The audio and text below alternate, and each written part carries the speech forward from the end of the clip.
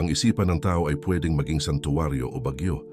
At ang nakakagulat, madalas hindi ang mundo ang nagpapagulo sa'yo, kundi ikaw mismo. Maraming tao ang hindi umuusad, hindi dahil kulang sila sa talento, kundi dahil puno ang isip nila ng ingay, pagdududa, sobra-sobrang pag-iisip, at mga toxic thoughts na sila rin mismo ang lumikha at pinalaki. Pero ayon sa Stoicism, malinaw ang aral, ang kalinawan ng isip ay hindi ibinibigay, ito ay sinasanay. Ang focus ay hindi natural, ito ay hinuhubog. Kaya sa video na ito, tutulungan kitang linisin ang kalat sa isipan, putulin ang paulit-ulit na negatibong pag-iisip, at itulak ang sarili mong bumalik sa kapayapaan at presensya. Kung gusto mo ng tahimik na utak, kung gusto mo ng lakas at kontrol, kung gusto mo ng itigil ang paulit-ulit na pag-spiral, tapusin mo ang video na ito. At bago tayo magsimula, huwag kalimutang i-like, i-share at i-subscribe para mas dumami pa ang taong matutulungan natin. Maraming salamat. Ang totoong pinagmumulan ng toxic thoughts. Sabi ng Stoics, hindi ka nahihirapan dahil sa pangyayari, kundi dahil sa paghusga mo sa pangyayaring iyon. Ibig sabihin, hindi ang problema ang tunay na problema. Ang interpretasyon mo ang lumilikha ng sakit. Maraming toxic thoughts ay hindi galing sa mundo, hindi galing sa ibang tao, hindi galing sa sitwasyon. Galing sila sa paraan ng pagtingin mo sa sarili mo, sa buhay at sa hinaharap. Narito ang tatlong pangunahing pinagmumulan ng mental toxicity. Una, mga akala at hula na hindi mo tinitiyak. Ito ang mga biglaang naiisip mo na hindi mo naman sinusuri kung totoo. Galit siguro siya sa akin. Baka hindi ako sapat. Baka ayaw nila sa akin. Hindi mo alam kung tama, pero tinatrato mo sila na parang sigurado. Pangalawa, lumang emosyon na hindi mo hinarap. Ito yung mga damdaming hindi mo tiningnan. Kaya nananatili sa isip at nagiging lason. Stress kahapon, dala mo pa rin ngayon. Rejection noon, nakadikit pa rin sa bawat desisyon mo. Sabi ng Stoics, ang emosyon na hindi kinikilala ay nagiging lason. Pangatlo, ingay sa isip, ito ang pinakamalaking sumisira sa kapayapaan. Sobra-sobrang impormasyon, sobra-sobrang social media, sobra-sobrang paghahambing sa ibang tao. Hindi naman pagod ang katawan mo, pero pagod ang utak mo dahil hindi ito nakakaranas ng katahimikan. Kaya bago mo malinis ang isip, kailangan mong maintindihan kung paano ito nagiging magulo. May isang kwento, isang mag-aaral ang nagreklamo sa kanyang stoic na guro. Gusto kong maging payapa, pero magulo ang isip ko. Ngumiti ang guro, kumuha siya ng baso ng tubig at inilaglag ang isang pirasong putik. Naging malabo ang tubig. Sabi niya, ito ang isip mo. Hindi mo kailangang piliting luminaw. Kailangan mo lang itong tigilan sa pag-alog. Sa Stoicism, ang kalinawan ay hindi nagpapakita dahil pinipilit mo. Lumilitaw ito kapag tumitigil ka sa walang tigil na pag-react. Kaya kung magulo ang isip mo ngayon, maaring hindi mo kailangan ng dagdag na motibasyon. Kailangan mo ng katahimikan. Paano nililinis ng mga Stoic ang kanilang isip? Ito ang pinakamahalagang aral sa unang bahagi. Ang isip ay hindi lumilinaw dahil pinipilit mo itong maging malinaw. Lumilinaw ito kapag natutunan mong pigilan ang walang saysay na reaksyon. Tatlong Stoic disciplines ang tutulong maglinis ng isipan. Una, discipline of perception o disiplina sa pananaw. Ito ang kakayahang makita ang totoo, hindi ang naiisip mong totoo. Kapag may pumasok na negatibong isipin, hindi mo agad tatanungin, bakit ko naiisip to? Ang tanong ng isang Stoic ay, totoo ba ito? Kung hindi sigurado, bitawan. Walang paliwanag, walang debate. Bitaw. Ito ang unang paglilinis. Kalinawan sa pamamagitan ng pag-check sa katotohanan. Pangalawa, discipline of action. Disiplina sa pagkilos. Isa sa mga dahilan kung bakit nagiging toxic ang isip ay dahil puno ito ng mga bagay na hindi mo ginagawa. Gawain, responsibilidad, mga bagay na patuloy mong ipinagpapaliban. Sabi ng mga Stoic, sa isip na laging abala kahit maliit na bagay lumalaki. Pero kapag kumilos ka, kahit maliit, nagre-reset ang utak, humihina ang kaba, tumatahimik ang isip. Yung pagkilos ay nagdadala ng katahimikan. Pangatlo, discipline of will, pagtanggap sa hindi kontrolado. Ito ang kakayahang tanggapin ng mga bagay na wala sa kamay mo. Nagiging toxic ang pag-iisip kapag may bagay kang hindi makontrol pero Ayaw mong tanggapin. Traffic? Pasensya! Opinyon ng tao. Huwag seryosohin. Pagkakamali noon, aral hindi parusa. Stoic formula. Tanggapin ang hindi mo kayang baguhin. Ayusin ang kaya mong baguhin. Bitawan ang dapat bitawan. Kapag sinanay mo ito araw-araw, ang isip mo unti-unting nagiging santuwaryo, hindi bagyo. Ang pinakamalaking kalaban ng clarity. Ang ingay sa isip, ang isipan ay hindi agad nagiging mapayapa. Ang natural nitong estado ay mag-react, mag-alala at mag-imbento ng problema. Ito ang tinatawag na inner noise, ang maingay na bahagi ng isipan na laging may sinasabi, paano kung magkamali ako? Paano kung hindi nila ako gusto? Paano kung hindi sapat ang ginagawa ko? Paano kung mangyari ulit ang masama? Ang inner noise ay parang maliit na apoy. Hindi ito malakas sa simula, pero kapag hindi mo pinansin, lumalaki at sinusunog ang buong isip mo. Ayon sa mga Stoic, ang hindi napapansing ingay ay nagiging ugat ng pagkawasak. Hindi mo pwedeng kontrolin ang paglitaw ng ingay, pero pwede mong kontrolin kung paano ka magre-react dito. At dito nagsisimula ang Stoic mental cleansing. Stoic mental models para sa malinis na pag-iisip. The view from above. Tanawin mula sa itaas.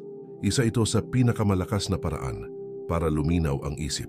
Isipin mo ang sarili mo mula sa itaas. Parang tumitingin ka mula sa bubong, mula sa ulap, mula sa kalangitan. Pag nakita mo ang buong larawan, mapapansin mo. Ang mga bagay na nakaka-stress sa'yo, ang liit pala. Ang mga problemang bumabagabag sa isip mo, pansamantala lang. Ang mga taong iniisip mong galit sa'yo, abala rin pala sa buhay nila. Kapag tumaas ang pananaw, lumiit ang mga iniintindi. Pangalawa, the dichotomy of control. Alin ang kontrolado at hindi. Ito ang puso ng Stoicism, ang malinaw na paghihiwalay ng dalawang bagay. Ang mga bagay na kaya mong baguhin, ati ang mga bagay na imposible mong kontrolin. Toxic ang isip dahil pilit mong iniisip ang opinyon ng tao, ang nakaraan, takot sa hindi pa nangyayari, galit ng ibang tao, resulta ng mga bagay na hindi mo hawak. Kaya sabi ng Stoics, tigilang isipin ang hindi mo kontrolado at pagtuunan ng lakas ang kaya mong ayusin. Kapag nalinawan ka dito, nawawala ang kalahati ng bigat sa isip. Pangatlo, the stillness principle. Prinsipyo ng katahimikan. Sa Stoicism, ang kapayapaan ay hindi kawalan ng problema. Ang kapayapaan ay kakayahang hindi magulo. Kahit may problema, stillness ang tinatawag diyan. Isang kalmadong presensya na hindi kayang galawin ng ingay. Isang Stoic ang madaling makilala. Hindi siya yung taong walang problema. Siya yung taong hindi nanginginig kahit may problema. Praktikal na Stoic routines para linisin ang isip. Ngayon, paano ito ginagawa araw-araw? Una, 5 minutes morning reset. Gising ka tapos bago ka mag-scroll, bago ka mag-isip ng malalim, gawin mo ito. Huminga ng malalim 5 beses. Tanungin ang sarili, ano ang kontrolado ko ngayong araw? Bitawan ang lahat ng hindi kasama sa sagot. Ito ang Stoic activation. Ang utak ay parang kwarto. Kapag nilinis mo sa umaga, buong araw itong maaliwalas. Pangalawa, thought verification. Pagsuri sa isipin, tuwing may negative thought na papasok, gawin mo ang Stoic question. Totoo ba ito o pakiramdam ko lang? Kung hindi malinaw ang sagot, ang rule ay simple. Huwag paniwalaan. Ang isip ay parang radyo. Hindi lahat ng naririnig dapat mong sundin. Pangatlo, single tasking. Isang gawain, isang focus. Ang utak ay hindi ginawa para mag-multitask. Kapag marami kang ginagawa sabay-sabay, natural na nagiging magulo ang isip. Kaya Stoic rule, isang gawain, isang direksyon, isang focus. Kapag natutunan mong tumahimik, habang gumagawa ng iisang bagay, unti-unting nagiging disiplinado ang isipan. Pang-apat, detachment breaks. Sandaling pagbitaw. Sa kalagitnaan ng araw, maglagay ng 60 to 90-second break kung saan wala kang ginagawa. Hindi ka mag-iisip, hindi ka mag-scroll, hindi ka mag-aalala. Huminto ka lang, huminga, manahimik. Bakit? Dahil sabi ng mga Stoic, ang isip na hindi humihinto ay hindi lumilinaw. Pang-5, evening reflection. Panggabing pagninilay. Ito ang paborito ng Stoics. Bago matulog, sagutin mo lang ito. Ano ang ginawa kong tama ngayon? Ano ang dapat kong i-improve? Ano ang hindi ko dapat dalhin bukas? Sa ganitong paraan, nililinis mo ang isip bago matulog. Parang sinasara mo ang pinto ng magulong kwarto. May isang tao na araw-araw pagod ang isip. Akala niya dahil sa dami ng problema, pero isang araw napansin niya, ang problema hindi naman dumami. Ang ingay lang ng utak ang lumakas. Nang natuto siyang manahimik, unti-unting lumiit ang bigat. Nang natuto siyang tumigil, unti-unting lumakas ang loob. Minsan hindi mo kailangang maging mas malakas. Kailangan mo lang huminto para luminaw. Paano panatilihin ang malinis na isip kahit maraming nangyayari? Kapag nalinis mo na ang isipan, ang susunod na hamon ay paano mapanatili ang katahimikan kahit nasa gitna ka ng problema, ingay, pressure at mabilis na buhay. Dito nagiging mahalaga ang stoic maintenance, hindi lang stoic understanding. May 3 core anchors ang mga stoic para manatiling malinaw ang isip. Unang anchor, hindi ko ito kontrolado. Ito ang unang dapat mong ibalik sa isip sa anumang sitwasyon. Hindi mo kontrolado ang emosyon ng ibang tao. Galaw nila. Sinabi nila tungkol sa'yo, mga problema ng nakaraan, takot sa hinaharap. Kapag naramdaman mong nagsisimulang maging magulo ang isip, sabihin mo, hindi ko ito kontrolado, hindi ko ito iintindihin. Sa isang iglap, tatanggalin nito ang bigat na hindi naman dapat nakapatong sa dibdib mo. Pangalawang anchor, ano ang kaya kong gawin ngayon? Hindi bukas, hindi next week. Hindi kung kailan perfect na ang lahat, kundi ngayon. Sa Stoicism, ang tunay na kapangyarihan ay nasa present action. Kaya tuwing nag-o-overthink ka, itanong mo lang sa sarili mo, may magagawa ba ako ngayon? Oo o hindi? Kung wala, bitaw. Kung meron, gawin. Walang gitna. Ito ang pumuputol sa toxic loops, kung saan paulit-ulit ka lang nag-iisip, pero hindi kumikilos. Pangatlong anchor, huminga. Simple pero malalim. Kapag magulo ang isip, ito ang unang naaapektuhan. Ang daloy ng hininga. Kapag bumibilis ang hininga, lumalakas ang anxiety. Kapag tumatahimik ang hininga, lumilinaw ang isip. Kaya sabi ng mga Stoic, control your breath and the mind follows. Huwag maliitin ang katahimikan. Madalas, sa isang malalim na paghinga, nagsisimula ang pagbalik mo sa center. Practical exercises para sa malinaw na isip. Doon sa isang pinaka-practical, araw-araw na gawain na pwede mong ilapad. Kahit gaano ka kabisi. Kung paulit-ulit mong gagawin, lilinaw ang isip mo nang hindi mo namamalayan. Exercise 1. Mental dump. Tuwing na-stress ka o na-overthink, gawin mo ito. Isulat sa papel ang lahat ng iniisip mo. Hindi kailangan ng structure. Hindi kailangan ng tamang grammar. Ibuhos mo lang. Pagkatapos ng 2 minuto, tingnan mo ang naisulat mo at tanungin ang Stoic question. Alin dito ang kontrolado ko? Lahat ng hindi kontrolado, lagyan mo ng X. Tapos bitawan. Ito ang Stoic version ng mental cleansing. Exercise 2. The one thing rule. Tuwing magtatrabaho ka o may gagawin, pili ka ng isang main task lang sa oras na yon.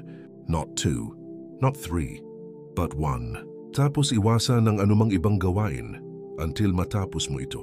Ang utak na nasasanay sa single focus ay nagiging mas tahimik, mas disiplinado, mas malakas sa decision making. Ito ang sikreto ng mga Stoic leaders. Malalim ang focus nila dahil malinis ang isip. Exercise 3. The Stoic pause. Bago ka sumagot, mag-react, mag-post o magsalita, huminto ka ng 10 segundo. Bakit? Dahil karamihan ng kalat sa isip ay galing sa impulsive na salita, impulsive na reaction, impulsive na interpretation. Kapag may Stoic pause ka, nagbibigay ka ng espasyo para manatiling malinaw ang isip bago ka gumawa ng kahit anong aksyon. Ito ang ginagawa ng mga taong hindi madaling mabahala. Hindi sila mabilis, pero sila ang pinakamatibay. Exercise 4. Digital silence. Hindi mo kailangang mag-social media detox ng ilang araw.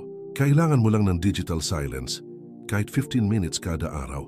Walang TikTok, walang YouTube, walang messages, walang notifications. Tumahimik lang kahit 15 minuto. Sapat na yon para mag-reset ang utak mo at alisin ang ingay na hindi mo namamalayang nagbubuo ng toxic thoughts.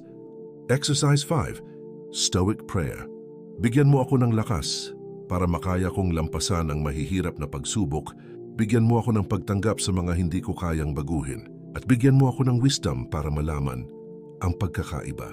Umuulit ito araw-araw sa isip ng maraming Stoics. At ito ang isa sa pinakamalakas na paraan para mapanatiling malinis ang isipan.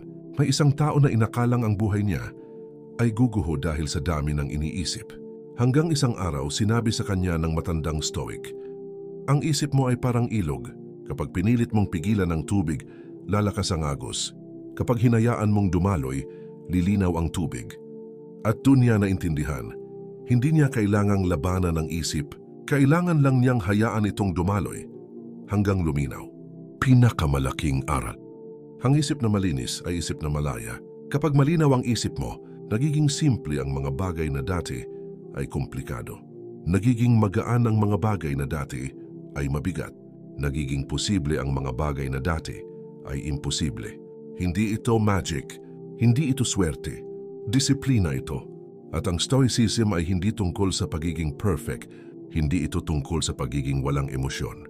Ang Stoicism ay tungkol sa pagiging malinaw, pagiging present, pagiging may kontrol sa sarili kahit hindi mo kontrolado ang mundo.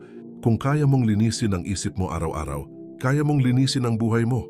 Kung naramdaman mong mabigat ang isip mo nitong mga nakaraang araw, kung pakiramdam mo hindi ka makapag-focus, kung minsan nararamdaman mong ikaw ang kalaban ng sarili mong utak, ito ang paalala.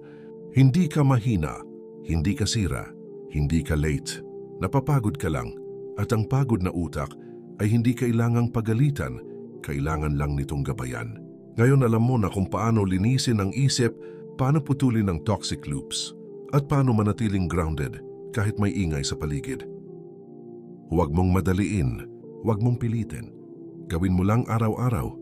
Kahit kaunti, doon nagsisimula ang pagbabago. At ngayon, alam mo na kung paano ito ilalapat sa buhay mo. Huwag mo lang pakinggan, gawin mo. At kung nagustuhan mo ang nilalaman ng video na ito, i-like, i-share at i-subscribe para mas marami pa tayong mapag-aaralan. Maraming salamat.